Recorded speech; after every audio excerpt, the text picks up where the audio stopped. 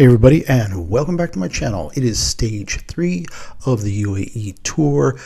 We are going 181 kilometers today. It is from Ras Al Sharma Beach up to Jebel Jayas with a huge hill at the end, 27 kilometers, probably almost an hour of climbing for these guys, even at their pace. And almost 1,400 meters vertical gained in those last 25 kilometers. There was a break that got out about a minute and a half to 2 minutes.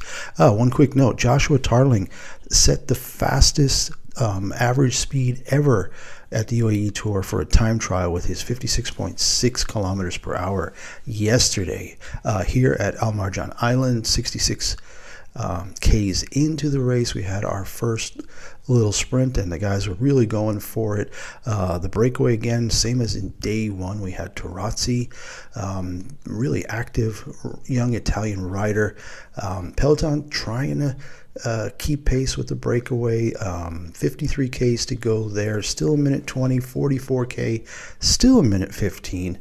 But everybody knew that it would be the last 20 kilometers, and everybody was wondering what Tadej Pogačar would have in the tank today on the big hill. He looked a little sluggish in stage 1 when Jonathan Milan took that. Quick note here too, Einar Rubio crash or defect early in the climb, and that set him back really hard. I think we have Jay Vine here leading out for Pogačar, and again Einar Rubio from Colombia really having to do almost like a mountain time trial to catch back up. In the end, he was able to only lose 30 seconds on the day, which is pretty impressive that he had to do it all on his own. And now we're going up the big hill. Some of the pacers are starting to drop off here, and yeah, we're just waiting to see when somebody was gonna make a break. I mean, we have 5.5K to go. It's between 5 and 8% gradient here, and just a very long, not particularly technical or difficult climb, but the one that never ends. And Tadej Pogačar just sitting there. Joshua Tarling doing a little bit of work up front there. But yeah, it was really just ticking down. You can see here the profile. Basically those last almost 30K, and the field was getting split, just steeper and steeper. But these guys are still going 20 to 25 kilometers an hour. It was just incredible to watch today. Now you see Felix Gall, who we know from a couple of years ago winning one of the big stages at the Tour de France, a 26-year-old Austrian rider from Nussdorf de Bant in Tyrol, a little town. Servus die ganzen Felix Gall fans in Tirol. Schönen Gruß aus Wien. So a little greeting out there to them. And yeah, Felix was on form today. He took off with 1.8 to go and was testing the waters. Nice little attack. Splinter what was left of the group at the front.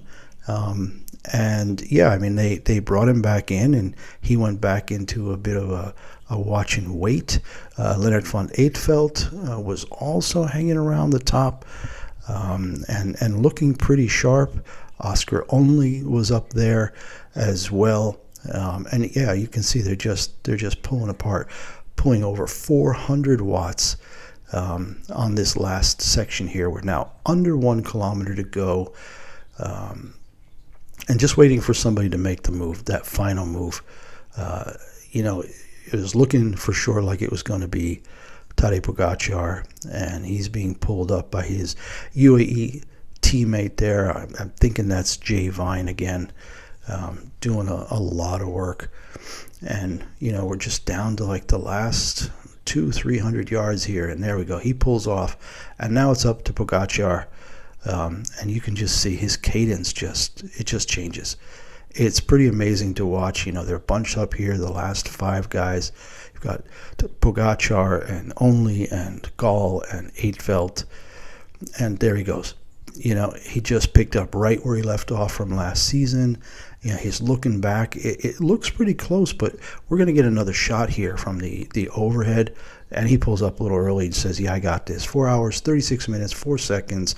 And you can see here that explosiveness was enough to get him off the other guy's wheels. And for anybody who thought maybe Felix Gall had burned his candle a little too early with that little attack a couple kilometers ago, he was still able to get the podium today. So first place there, Pogacar. Second was Oscar Only.